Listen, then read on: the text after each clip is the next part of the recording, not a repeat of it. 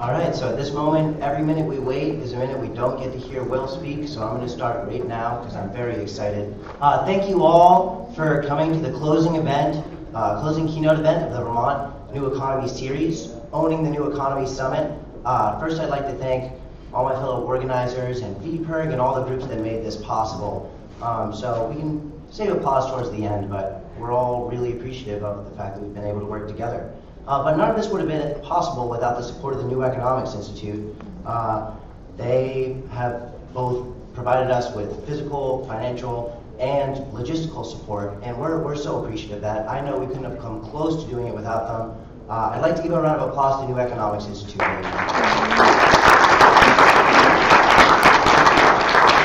So, briefly speaking, are going to be two of the organizers from the New Economics Institute. It's my pleasure to introduce Mike and Emma. Come on up.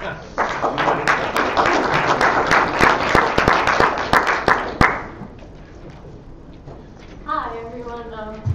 I'm Emma. I'm here with Mike from the New Economics Institute. We're both campus network organizers there. So this is actually the second to last of about 14 summits that we've been involved in this spring, all of which have been really, really incredible. We're really grateful to get to actually come and be here with all of you after the time that we've spent coordinating with these really fantastic organizers. And I know you said we were going to save applause for the end, but could the organizers just stand up for a second? Awesome.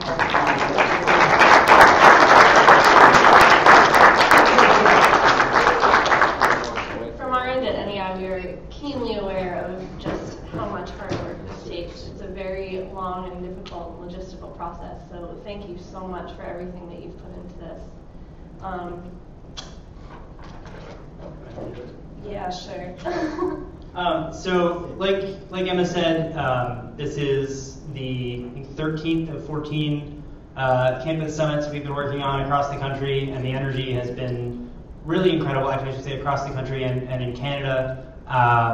And there's been so much energy and so many new ideas and so many fantastic conversations and so much young leadership in this new economy space that we feel it's really important to sort of garner all of that and get folks together and do something after all of this that's on more of a national or North American level. So in July, and if you look at the table, you go out that door to your right, you'll see these flyers.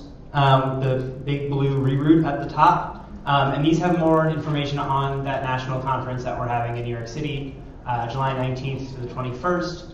It's predominantly a youth and student conference, and we're hoping to highlight a lot of young leaders in the new economy space, whether that's people who are doing research or folks who are really engaged with on-the-ground projects, running kind of the gamut of things that we would call new economy. And it's going to be, I think, a really, really fantastic event. I hope that some of you can make it. I know that some folks from the organizing team are interested in going, and if you think you might be interested, please come talk to us and we can give you some more information. We're also going to pass around a sign-up sheet for our email list. We are a fairly spam-free email list. We send out about one newsletter every 2 weeks, and then if you give us your zip code, we can send you some targeted stuff when there are events going on here in Vermont. There's also the Vermont New Economy group that's doing more sustained work here, and I hope you'll get in touch with them. You can talk to Dan or some other folks about that. But without further ado, I don't know who's introducing what. You do that? Great. Awesome. So without further ado, it's me again. But, you know, Vermont's only as progressive as the people who make it so, and I can unequivocally say that I wouldn't be here without the support and the guiding hand of Vermont's Public Interest Research Group. I joined the canvas last year, and since then I've been hooked on fighting for a better state. So we thought, who better to, in combination with Raap, to help kick off the closing event than the executive director of VPIRG, someone who's played an instrumental role in defending wind power in the state. Came down to one vote, and we were glad you were here. It's my pleasure to introduce Paul Burns.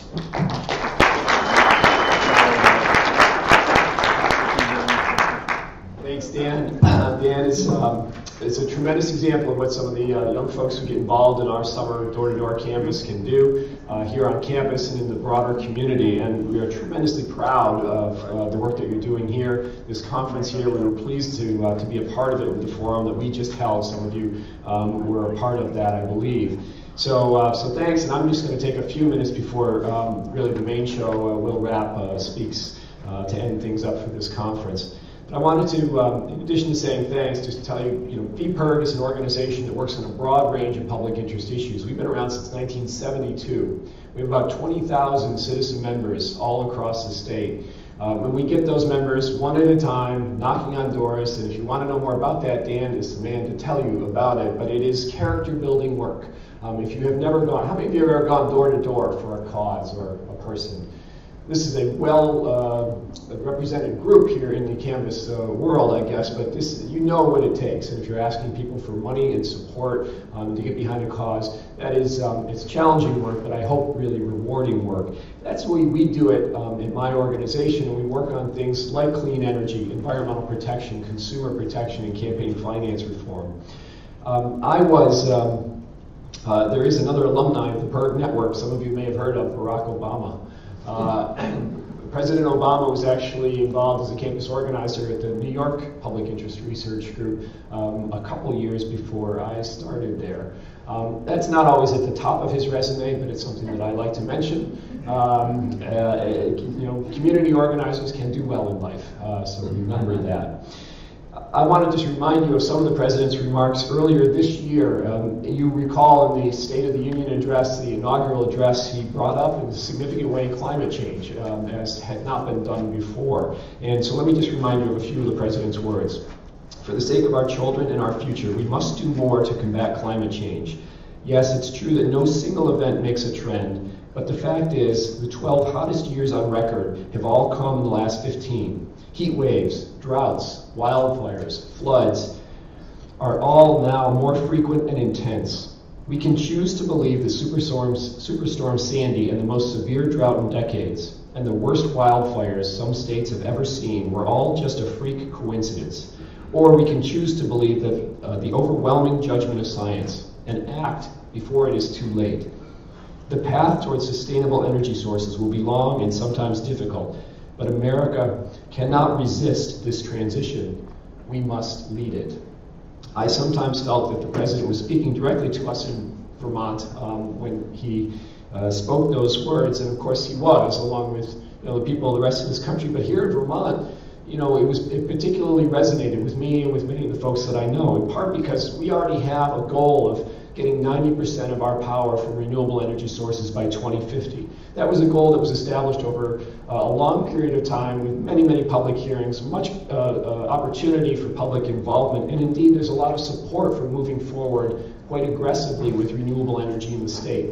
The latest poll, for instance, on what we might consider to be the most controversial of the renewable energy sources out there, wind power, showed that 69% of Vermonters not only want more wind built on Vermont ridgelines, but they want it in their communities. That's tremendous support, while fewer than only about 19% opposed wind power development in the state. You might not get that impression just by reading the letters to the editor, but those are the facts about where Vermonters stand on renewable energy and wind. And of course, Vermonters are actively fighting to move away from the dirtiest power sources out there. You see folks very involved in tar sands. Vermont became last year the first state to ban fracking for natural gas. And many of us have been working for decades to see Vermont Yankee retired. It's now in overtime, and we're still working every day to see that facility retired safely. Yet it is still difficult to get clean energy built here, and so it is still a long process. And I hope that you will consider getting involved. There are two sides to this coin. We need to move away from dirty, traditional sources of power as rapidly as we can, and we need to build a clean energy that will replace that dirty power. And yes, I agree with folks who say first we need conservation and efficiency, and I couldn't agree more. We need to do all of that, but this is our charge right now. And I think in a place like Vermont, we not only have an opportunity to lead, but we have an obligation. Because if we look at our colleagues in the other 49 states, how many of you can point to a state where you think it is more likely that they will take the lead in stopping dirty energy and promoting clean energy. How many of those states have leadership like we have here in Vermont? Do they have Bill McKibben? Do they have Bernie Sanders? We've got those folks. Those are our natural resources here in Vermont, and we must depend on them for their leadership, just as they depend on us to be their forces that can allow them to be successful, hopefully in Washington and beyond. But we need to set that example here in Vermont because nobody else is going to do it for us. As I said, in the last workshop, out of sight, out of mind is not a long-term energy plan. So just because we don't have tar sands here and mountaintop removal coal mining here, it doesn't mean that we don't have a role to play in moving away from those dirty energy sources. And part of that really means playing a leading role in promoting the good stuff. And so as I say, we work on a bunch of different issues, a lot of which could have application to the interests of the broader conference here, but I wanted to focus a little bit on the energy issues that we were just talking about, and I do want to direct your attention. On the back table, just in the back of this room, are some of these blue cards, and it lists some activities that different groups who sponsored the earlier workshop are involved in the state. So from promoting clean energy and renewables, promoting clean heat solutions here. My own organization is taking a leading role on that. We have folks who are doing more to get people involved in their local town energy committees at the Vermont Natural Resources Council, an excellent organization doing tremendous work there. On the issue of tar sands, which you know there is a connection to Vermont and the Northeast Kingdom, 350 Vermont is a great organization to contact. And of course, Retired Vermont Yankee, not only we are involved in that, but groups like the Vermont Yankee Decommissioning Alliance, and Citizens Awareness Network are excellent groups. And then on the natural gas line down on the western part of the state, a lot of organizations are getting involved in that now with some concern, and Toxics Action Center is a group of the contact listed here. So I won't get any more into the details, but I just wanted to say that action is going to be the solution to these problems. We hope that you will leave here today better informed, but just as importantly, more motivated to get involved in promoting these solutions. So thanks for the opportunity to speak with you.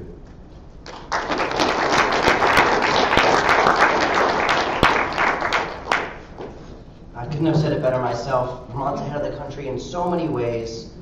We have Bill, we have Bernie, but we also have Paul and Will, and we're equally grateful for them. Before I let Will Raap conclude and then we all leave and think about what's going on, I just want to overview what's happened today. So we focused on cooperative tracks, we focused on finance, alternate means of measuring value. We focused on divestment and reinvestment, on re-examining what our fiduciary duty really means. And we focused on clean energy, one of the tangible steps that we can easily take to drive towards a new economy. So we're trying to drive towards a new economy in Vermont so that the country can follow our example. And I can think of few people better to lead us in that effort than the founder and chairman of Gardner Supply, the founder of the Intervale, coming back from his usual winter hiatus in Costa Rica, where he worked on Earth Partners, Bees for Trees, Reforestique, and a number of other progressive initiatives that always demonstrate to some degree the desire and the ability of Will Raap to change the world by gardening and by focusing on ecology. So it's my great pleasure to introduce the co-chair of the New Economics Institute, Will Raap.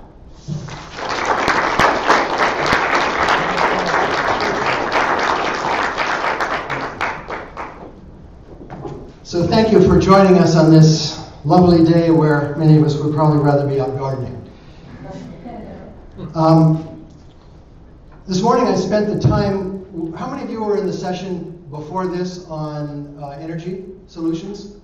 So the people from Germany and Belgium, this morning I was at VEIC with them, and they were talking about some transformational things that had happened, in this case in Germany, where there are 8,000 cooperatives, and 800 of these cooperatives are actually renewable energy cooperatives. And in the last 6 years, there have been 600 renewable energy cooperatives added. The number one reason they said for local people investing in these renewable energy cooperatives was not so much to change the energy system to clean energy. That was number two. The number one reason was because people wanted to create a new, stronger, resilient local economy. This issue of the economy and economics is actually one of the most powerful, challenging, important steps that I think could be taken today as it relates to many different areas. Last week I went to Hair, the musical, here at the Flynn Theater. For those of you who may have gone or remember, this was about the 60s. This was in the 60s and the 70s when there was a movement towards peace and love and brotherhood, but it was also a movement about questioning authority.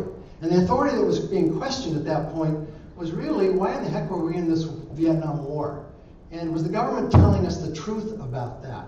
And how could we really be confident that what the government was telling us was correct? At this same time in the 60s and 70s, there was another movement emerging along with this Age of Aquarius, New Age, whatever you want to call it, and it was in fact the New Economy movement. Maybe the first indication of the New Economy movement was E.F. Schumacher's book, Small is Beautiful, where he asked the question, what if economics acted as if people really mattered? And of course, economics has not really asked that question. How many of you have had an economics course? Great. What are the factors of production in economics? Land, labor, capital, materials. Land, labor, capital goods, materials. What you're communicating is the classical view of economics, initiated 250 years ago by a sense of, we had this industrial revolution, how do we understand how to optimize inputs and outputs in this industrial revolution? I am at the risk of talking about economics at 4:30 on a Sunday, Saturday afternoon. I apologize in advance for that. But the reality is we bought it, hook, line, and sinker, that we have an economic system that essentially has to look at land, labor, and capital. Labor, all we need is the right wages, and people will come to work and do what they need to do. Land, land is a vast and unending resource which we will employ, and there will be no consequences for employing that as we look at the impacts on forests and water and soil and wetlands and the air.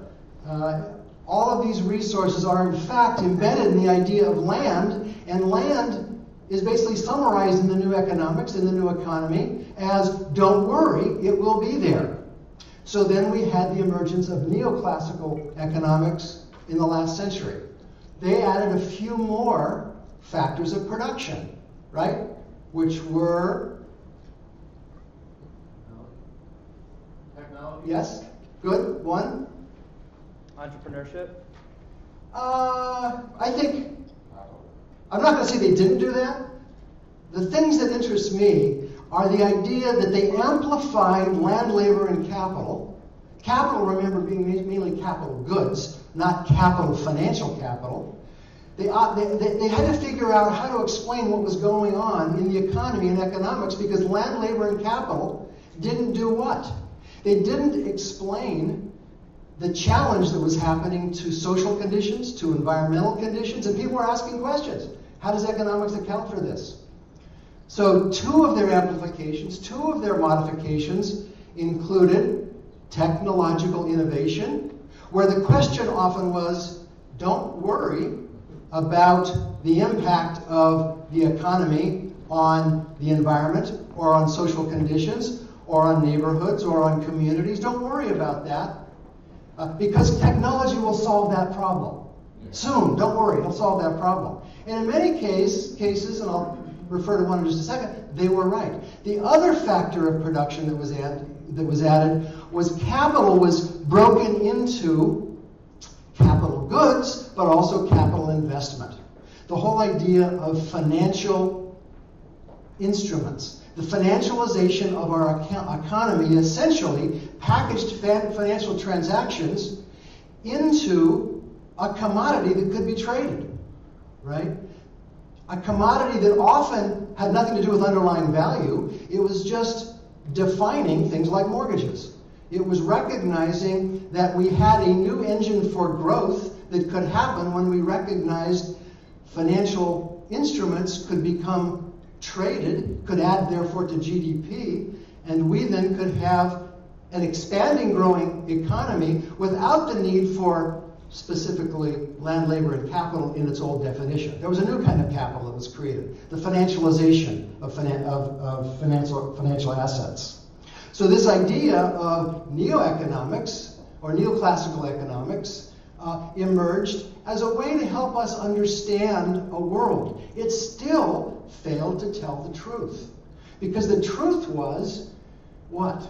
That our communities were dying, our prisons were filling, our schools were failing, our environment was collapsing, soil was being washed down the Mississippi. Our capacity to produce with the underlying natural economy, the underlying assets of the natural economy, the capital assets there, were not being recognized. The underlying assets of networks of people who want to make things happen, of societies that are stable and balanced, of a climate that is predictable, those underlying assets were not really recognizing that we were deteriorating them. So in a sense, this new economy, this new economics of the neoclassical strain was not really, again, telling us the truth. So one of the best examples, and what I spent a lot of my career looking at, is the Green Revolution. I don't mean green in terms of ecological, right? I mean the green evolution that looked at the application of technology to agricultural and systems, which there is no doubt that application has stayed off a level of hunger that was predicted by Paul Ehrlich, who's coming next week, I think. So he was wrong because technology intervened. And let me just give you a sense of where we are in this interesting battle right now of technology as it relates to a factor of production that may or may not solve the problem that we're now faced with related to the challenges of our economy. So this was a quote from this week from the head of, there are 15 international crop experimental stations on the planet. This is the head of all 15 of those. Here's what he said. Food production will have to rise 60% by 2050 just to keep pace with expected global population increase and changing demand. Climate change comes on top of that. The annual production gains we have come to expect will be taken away by climate change. We are not so worried about the total amount of food produced not being there. We're more worried about the billion people who are vulnerable to the impact of climate change and have no capacity to adapt. So that was his comment. I emailed this to someone I know, a colleague, who is actually one of the leading agronomists and agricultural economists serving the corn belt in the Midwest and also Asian rice production. When I said, what do you think about this? Are you worried? He said this, my bet is that global food production capacity will actually increase with climate change. While there will be some areas where production will decrease, this will be more than offset by other regions where production will increase. Think of the power of producing 2 or 3 crops per year in locations that currently only produce a single crop. In fact, this type of intensification, more crops per year, was one of the largest contributors to the success of the Green Revolution. Because we also figured out how to optimize irrigation, plant genetics, fertilization, pest control, as we intensified this crop. So, don't worry, we'll do it again. So, the comment to that, my comment to that is, fair enough, but will there really be the access to the water, to the fertility, to the farmer production capacity, to stable weather? What's happening in the Midwest right now? Incredible drought. Just got totally transformed into incredible flood. That's bad news, good news, I think, except if you really look at the capacity for predicting what's going to happen over time in those places. So, this idea that technological innovation can save the day fails to account for the fact that we are depleting our balance sheet of natural capital. We're treating natural capital as current income and essentially selling it off, using it to believe we can maintain a level of productivity that's not really maintained. So now I want to vote. What do you think? Can food production from technological progress stay ahead of diminishing productivity due to loss of natural capital? So, can food production stay ahead of the loss of natural capital, or will the loss of natural capital overwhelm food production? What do you think? Are we going to have another second green revolution as good as the first one? No. Anyone? Anyone? Not one of you. Okay. Then I asked the question, how many of you are students at UVM? Why in the world do you go to economics classes that basically say, this is our reality, it's the truth, don't worry about it. Technology innovation will save the day. I don't get it. Now, I didn't have the benefit of, I didn't have the benefit of a debate. How many went to the debate on Wednesday? I didn't have the benefit of a debate where you had two classical or neoclassical economists debating two ecological economists. And it was fascinating. When I went to school, there was not a second point of view. There was one point of view. It just didn't make sense. There was no logic to the fact that the world was giving you feedback around the truths that economics was saying to be true, but they weren't. So I went to this debate. The debate was called, "Is economic growth good for people and the environment?" There was these two sets of two economists each. Good question. A really important question. Maybe the most important question we can ask today. All four debaters basically concluded that economic growth is a way out of poverty. I agree. All four concluded that increasing the GDP is actually, in many cases, a good thing. Where they disagreed was the question of whether or not ever increasing GDP was a good thing. Ever increasing income was actually adding to our life quality or well-being. Because current research says what? No. In the US, for 4 decades, we've had a declining sense of well-being and life quality as our GDP has gone up. So there's something wrong with that old correlation that seemed to work. GDP goes up and we're better off. It's not the case anymore. So this idea of an old economics, which frankly, 90% of the thinking in this university is built upon classical economic, neoclassical economic thinking. Ecological economics is just trying to maneuver its way into offering an alternative point of view. They didn't at that lecture, by the way, Daniel, that was part of your whole program for the week. That was a great program, I thought. And hopefully, whoever. And I hope that there wasn't a conclusion about who won the debate, though. Was there? I don't think there was any. Not official. What do you think? Well, I'm about to tell you. I think that the two traditional economists who were there maintained their head in dark spaces. I think there was 4 or 3 fundamental problems with the way they were thinking. I'll call it the leprosy argument, the dead earth argument, and the what in the heck are we doing this economy for anyway argument. The leprosy argument. You know, in the Middle Ages, our life expectancy was 31 years. And now it's way more than twice that. So economic growth has helped improve our standard of living, so we're living longer.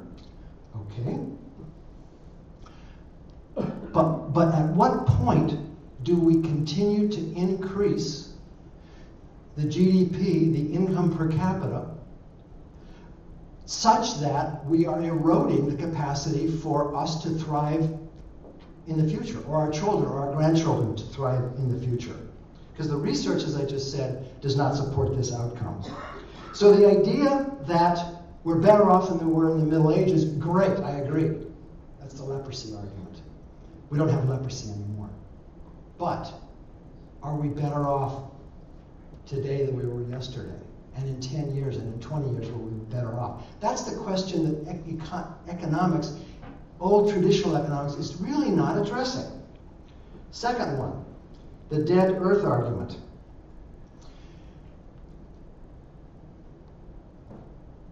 This whole idea, I call it the dead earth argument because we're living on a biosphere, right? The biosphere has organic processes interacting with inorganic material in a complex dance and process that creates the capacity for life to thrive. It's called ecology, perhaps, but it's a biosphere, it's a living thing. The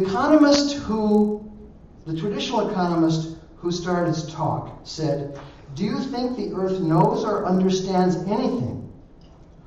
Or is it just a rock in space?" He went on to say, "Maybe you should leave now if you are moved by the notion that we have a living or conscious earth." I don't say we have a living or conscious earth, but I do say we have a biosphere. And I do say that we are a species, a relatively invasive species on this biosphere, that we can easily undermine our ability to thrive going forward if we don't pay attention to that. So I won't even ask for a vote this time. Do you believe the biosphere is the right point of view or the rock in space is the right point of view? Again, if you go to classes where teachers are saying, let's pretend that the earth is just a rock in space, and you're not saying, why do we pay this guy with our tuition to support that point of view? You are responsible. Okay, final one, purpose for the economy. This is, again, a quote from these folks who I went to listen to. Economics is a set of tools used to analyze and understand trade-offs to make decisions. But it needs to avoid values and philosophical debates. Okay? We're talking about what increases our well-being, what increases our potential to live and survive and thrive in the future. What supports the biosphere to live and not die? These are the issues. Why shouldn't we question the underlying premises that supports that point of view? Is there because there's a God of economics that basically says, trust me, live on faith? The old economic point of view is the one you need to embrace. Don't consider whether or not the economy works or not based upon things like the health of the planet or the health of your community or your own health. That's not relevant. So in fact, it is relevant. In fact, it may be the most relevant question today as it relates to something that many of us are concerned about, climate change, the loss of species. In fact, if you consider the work of Gus Speth, who is also a member of the New Economics Board, and was perhaps one of the top environmental advocates, catalysts, shakers and movers of the last 40 years. He basically says, you want a new environmentalism? No way. No way. Unless you can have a new economics. So Gus has shifted his point of view to becoming an environmentalist that basically will see the most important change happening when we can create a new economy. So what do we mean by a new economy? New Economics Institute has this basic broad purpose. The purpose of the economy is to provide fulfilling and healthy lives for all people while nurturing the social and natural systems on which the economic system depends. But the economic system's dependence on infinite growth creates a growing danger of conflict over resources among people and nations. It's going to get worse and worse and worse, and there's going to be more wars, and there's going to be more poverty, and there's going to be more hunger, because we're not recognizing the truth about how the economy works. We go on to say, the conventional economic theory is not designed to anticipate or head off such conflicts. Why? Because it's just a set of tools that allows us to make choices, but don't create judgments or projections or anticipate things going into the future. Let's just do with what we have. Let's just operate with what we know now. Not whether or not our well-being is increasing, not whether or not our environment is improving. That's silly. This is why we need a new economics which expands the purpose of the economy. So the New Economics Institute goes on to talk about 5 basic systemic changes or crises that conventional economics is really not capable of dealing with. The first one is the sustainability crisis. You all know about that. Climate change, dwindling resources, infinite growth in a finite planet. Those kinds of things don't make any sense. One of the debaters on Wednesday, hope he's not in here, basically said, here's the good news.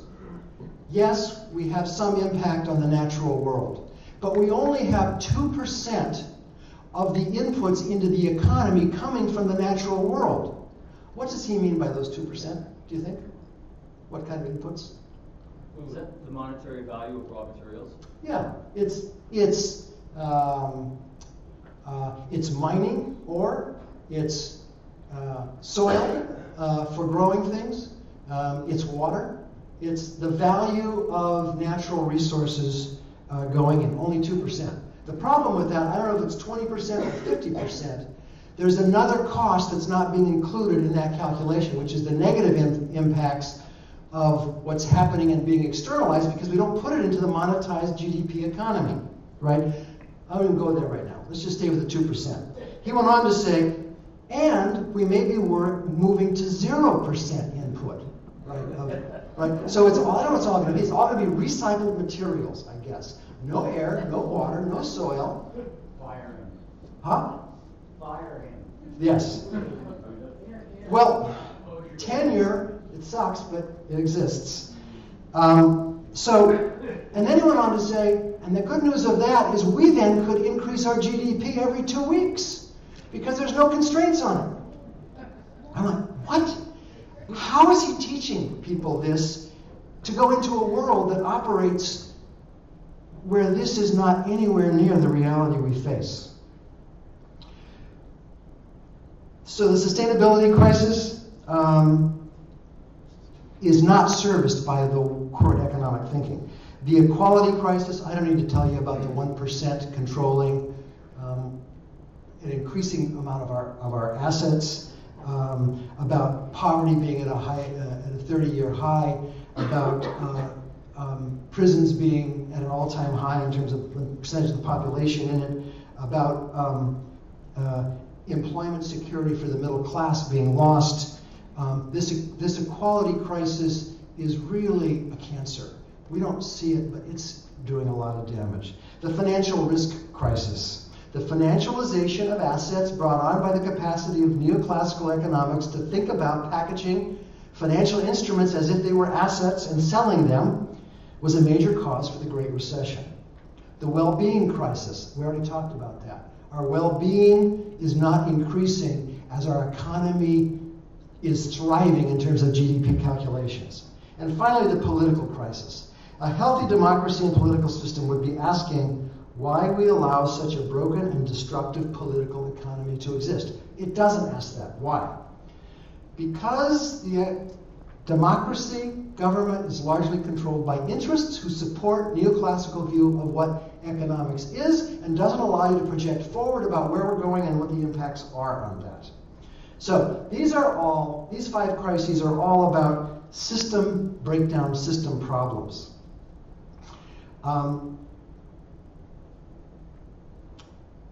The solution will not come from Washington, D.C., because Washington, D.C.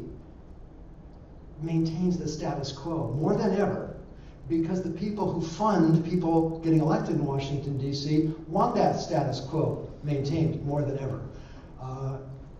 Whether it's the petroleum industry or the agrochemical industry, you have entrenched interests that don't want change. What do we do about that? And before I go to there, this idea of systems change is at the crux of what I want to talk about. I'll speak to that a little bit more in just a second.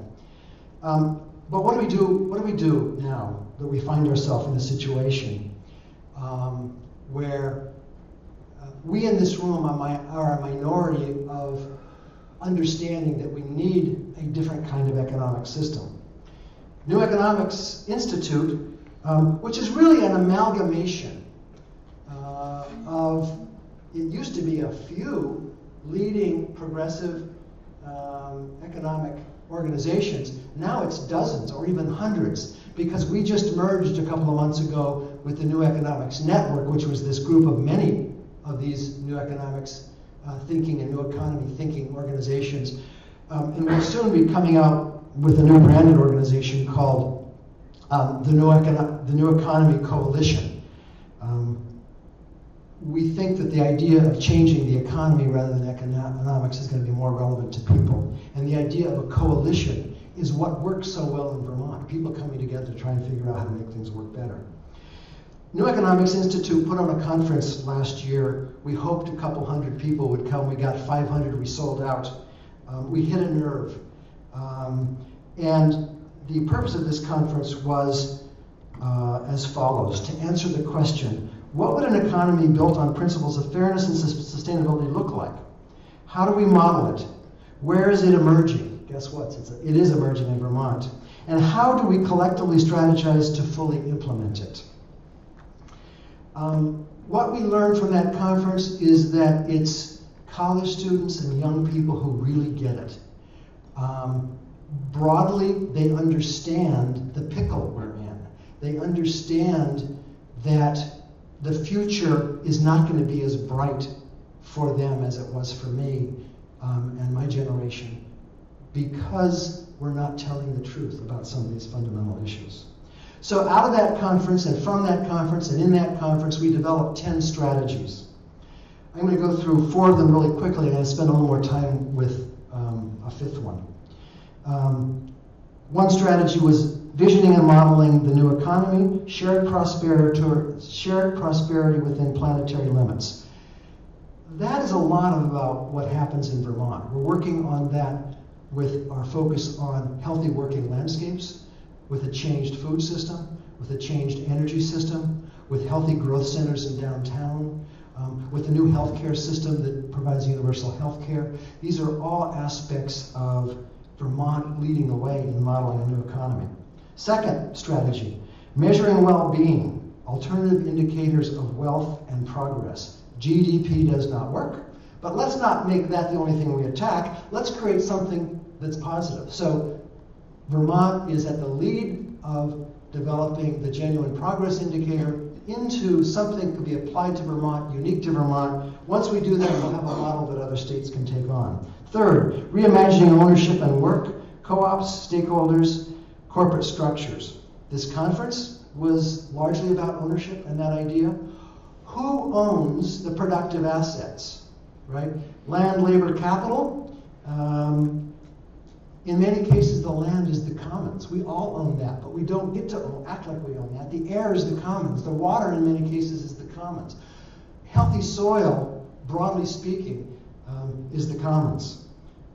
We need to move that idea forward further, faster in Vermont. We also are a source of innovation with employee ownership, with co-ops, with low-profit limited liability corporations, with B corporations. We're innovating in this whole area of corporate structure. Fourth, responsible government for a new economy. Politics as if people on the planet mattered. Everyone knows what VBSR is, Vermont Business for Social Responsibility. I got an email yesterday. Here is what the largest business group in Vermont is working on in terms of the 5 issues in its face this week in Montpelier. Healthcare reform, renewable energy and energy efficiency, GMO labeling, equal pay, marijuana decriminalization. This is not the normal lobbying agenda for a business organization. We're fortunate in Vermont to have a very strong voice from the business community to a progressive point of view on creating a new economy. Why do we have that? We have that because we also have the highest per capita ownership of privately held businesses in the country in Vermont. Small, locally owned businesses embedded to try and figure out what happens. If we give people the chance to be contributors to a positive future, and also to their own livelihood, but where that connection makes sense today and into the future, the right kind of decisions will be made. The final one is what I want to spend a little more time on, because it relates to the idea that I wanted to get to about systemic change. And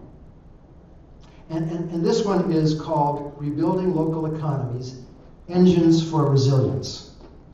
How many have heard of the well-informed futility syndrome. If you don't know that, what? If you don't know that, I encourage you to learn about that. The well-informed futility syndrome was a psychological phenomenon that popped up in the 70s when people watched too much evening TV about the Vietnam War. And what it was about was when people were informed and more informed and more informed about major problems and challenges that were systemic in nature, the more they knew, the more despair and discouragement they felt. So this idea of despair and discouragement ended up in creating inaction and paralysis. It was true for the Vietnam War. It also can be true for climate change and trying to build a new economy. So what is the only known antidote for the well-informed futility syndrome? It's not a drug. Huh? Getting out and working with other people. Yes. Except, there's one more aspect to this. Those actions, those organizations, those networking, they must serve the systemic nature of the problem. So if you're out there buying a Prius, that's not enough. If you're out there questioning whether we should have electric cars fueled by windmills rather than gas guzzlers fueled by tar sands, you're connecting to the systemic nature of the problem. So the kind of actions that are powerful, that have impact, that solve the kind of despair or discouragement or basically just the lack of wanting to pay attention because I can do nothing because it's such a problem and it's systemic point of view, you should focus on fossil fuel divestment, measuring well-being rather than production, this whole GPI plus that's happening in Vermont, valuing and accounting for ecosystem services and the commons, what the Gun Institute does a whole lot of, helping us understand and analyze. Regaining control over banks and financial institutions. I'm not necessarily committed to the idea of the state bank. I am committed to the idea of locally owned and embedded banks that we are the deciders around in terms of cooperative ownership, stockholder ownership, I don't care what it is. But we have to find a way to bring financial institutions back as servants to us. Reinventing ownership and corporate structures. So in fact, here's what I think Vermont is all about. I think Vermont itself is an antidote to well-informed futility syndrome. Because you have conversations happening all over the place, all the time, about these kinds of systemic changes. Not just the 5 I just mentioned, but how do you change the food system? How do you change the energy system? How do you embed the idea that local government can have energy committees that can feed into a statewide energy strategy that they bottom up, top down, merge into a cohesive thing that's going to move the game forward? So this idea of a well-informed futility syndrome is a highfalutin way of just talking about the tendency for paralysis. And as we talk about transforming our economy, I guarantee you there's going to be so much vested interest to stop that, then it's going to be really frustrating unless you find those points of catalyst. What's the kind of medicine that you just put a drop in it? Homeopathy. The homeopathic medicine solution to this. And we can do that, in our gardens, in our farms, in our renewable energy projects that are locally owned. And Vermont fosters that kind of possibility. The one thing that I think we need to really ultimately move to for maximum impact in Vermont is asking and answering this question. Can we show the way to a slow growth or no growth economy such that we are also creating jobs and increasing, defined by GPI, well-being? Can we do that? Because that's the... say yes? Yeah. Yes. Does our governor think that? And is he committed to that? Does the legislature think that? Do the top 20 employers think that? No. So this idea of reinventing the economic system so that it in fact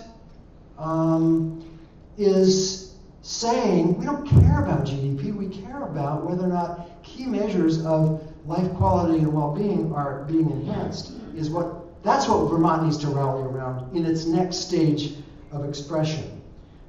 My main involvement in the last 30-some years has been in this system change as it relates to food, energy, housing, water, ecosystem restoration.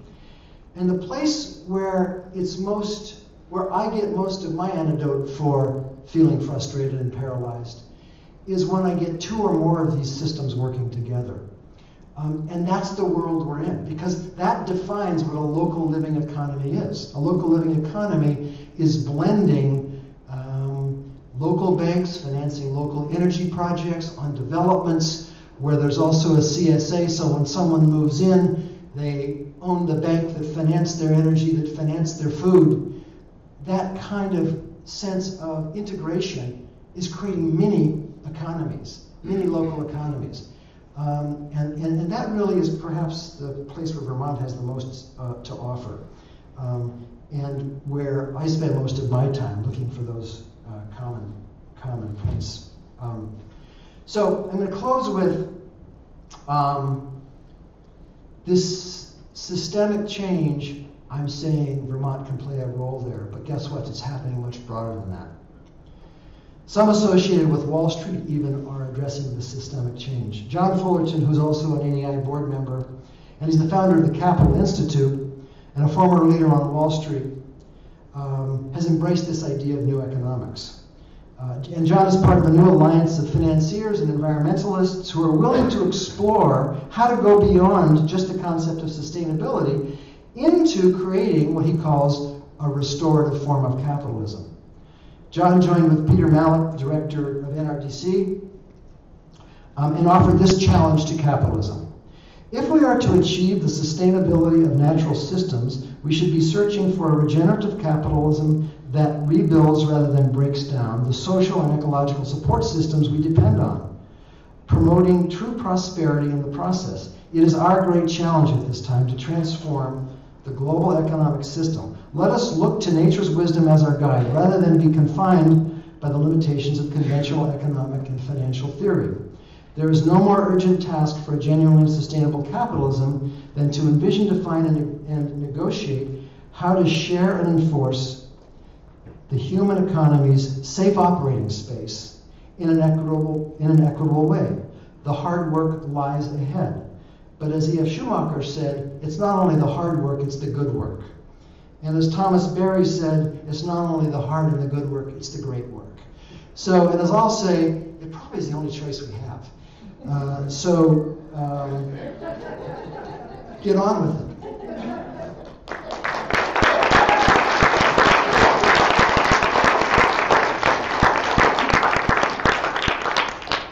I can take questions. Is that what you want to do, Daniel? Yes, I think we. I'm not sure I have any answers, but I'll take questions. What I just heard you describing sounds very much like permaculture and the transition town model, and that's So you have great good results in Europe, and it's just slowly little tiny pockets popping up here. So one of the things I started 10 years ago was a permaculture center in Costa Rica, which is again like a homeopathic remedy trying to infiltrate the way land use happens there. And I would say that differently. I would say permaculture and the transition town movement are really built on the idea of a world that has the economy as a subservient component of the environment and society. So there are many expressions of human behavior in balance with the real limits that are around us. Permaculture is one of those examples. Transition town, there's a transition Vermont. There's multiple transition towns in Vermont that are taking on that sort of point of view and thinking. And it's got a really good system of helping people think about how to bring resilience into their town, into their local economies. All these are good levers and catalysts for the kind of new economy we're talking about. And you're right, it's not Washington, it's all of those times a million that will make us wake up one day and say, like civil rights, gee, we changed it. Working on the divestment issue at the state level, we've run into the challenge of everybody keeps talking about the fiduciary responsibility that, Raap. It's just one example of the many hurdles within the current system that if you fix that piece, you could unlock. Great. Really So when you said that, something just came to my mind. I was afraid someone was going to ask me about divestment because, frankly, divestment's it's a challenging issue. I'm on the board of the Rubenstein School here at UVM, and the dean of the Rubenstein School has been out looking for money, as deans have to do, to raise money to support their budget. And as he talked to one guy who was going to write a big check, except he heard about this divestment movement. And he says, if you don't try and optimize your return on that investment, I'm not going to give you money. So there's a challenge. Just a second, Daniel. So the idea, I didn't talk about one idea that happened in Vermont 10 years ago. Everyone know about the Ben and Jerry's rule, or the Ben and Jerry's statute, or the Ben and Jerry's law, or whatever it's called?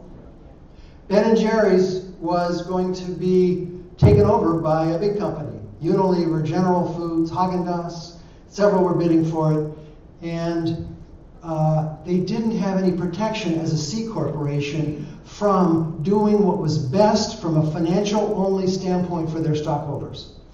What if we pass in Vermont a law like they did for Ben & Jerry's, which says investment managers don't have to, by law, optimize the return on investment for people who invest their money with them. Now, some people are going to take their money out. I would bet in Vermont, some people are going to put their money in.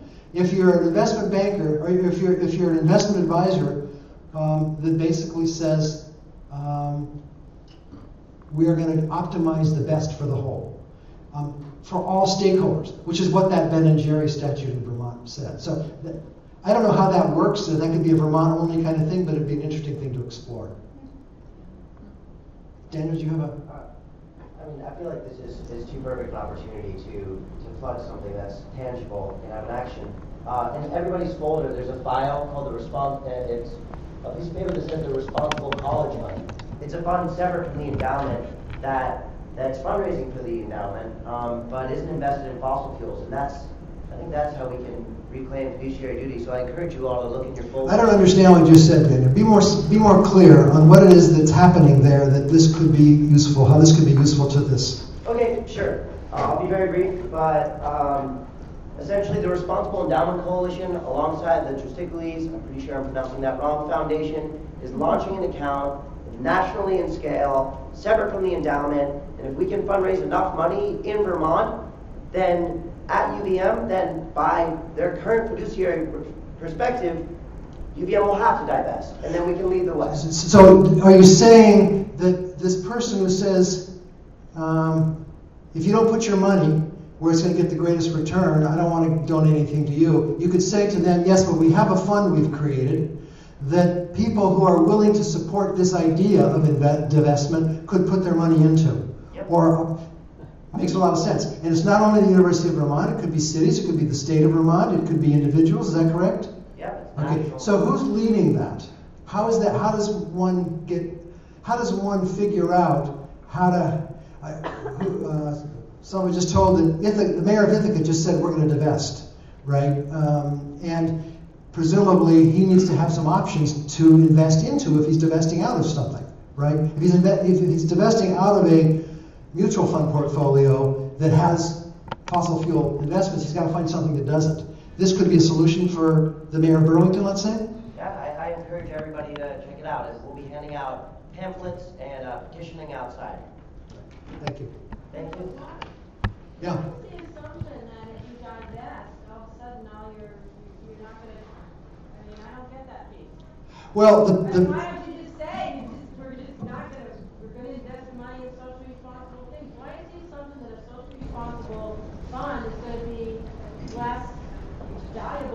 something else? I don't get it. Well, I agree with you, although, over time, I think you can make the case on either side of that, frankly. But what you have is a close to monopoly industry that gets super preferred government tax and permitting treatment.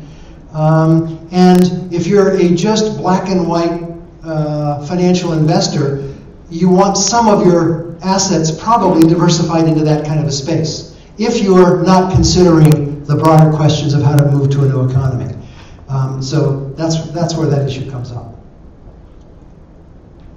Anyone else? I think in answer to that question, the point is that there's a supply and demand problem, and that if you restrict yourself to quote-unquote socially responsible funds, that you're choosing from a much smaller pool of possible investments so that the possibility of higher returns is reduced. Yeah, but if in fact ultimately the externalizing of bad behavior by companies that have higher ROIs because they don't pay their costs has to be internalized someday. We have a carbon tax. Then over time, that might go away, and it might be a good investment strategy to have a diversified portfolio of socially responsible businesses. And I've also seen that argument be made in terms of smart investment strategy that gets a market or better than market return. Could you speak just a little bit about the idea of crowdfunding? I'm thinking in particular there's a company that started maybe 6 months ago, Solar Mosaic, and how does that fit into all of this in your mind? Great question. I did a crowdsourced funding project that ended yesterday at midnight. We have a program in Costa Rica that gives loans to small farmers and landowners to help them start honey production. Their requirement is to stop use of chemical fertilizers, pesticides, and herbicides, and to plant 10% of their land in trees, and they repay that loan in honey, not in money. And so we wanted to test a thing called Indiegogo. Indiegogo is one of a dozen or half dozen, I don't know, crowdsourcing. And we wanted to try and find people interested in providing 2 more loans for 2 more of these farmers. It costs $3,000 to set a farmer up. The farmer earns 30 to 50% of their income for the year for working 5 to 10% of their time for the year.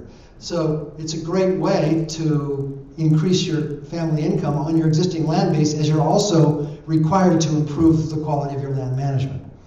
And then the rest of that, it was a $7,600 loan we were looking for. The $1,600 was to do R&D testing of 2 kinds of hive structures to see which is most productive in the dry tropics. And it was a social media game process. And we had 60 days, we earned a little money, then it stagnated for 3 weeks, then we got back at it, we tried to get people interested and explain it, and finally, we got over the finish line and raised more money than we needed to raise. From 100 people. So 100 people have now donated to us that they wouldn't have otherwise. The important thing to me was actually not the money that we raised to do the project we wanted to raise. It was being in relationship with 100 people who now know what we're doing. And if we do that times 10 in the future, we have a path to show us how to get there. So how that applies to, in a sense, that's what the CSA model is, isn't it? People pay up front to get a year's worth of vegetables. Why not apply that to renewable energy model? People pay up front or get some kind of a discount over time for 20 years to get their energy from a renewable source. So a lot of these crowdsourced things tend to be about music-related things or interesting new innovations. But I think the idea of spawning projects that advance the new economy in some way is really a cool idea. Time? Okay, great.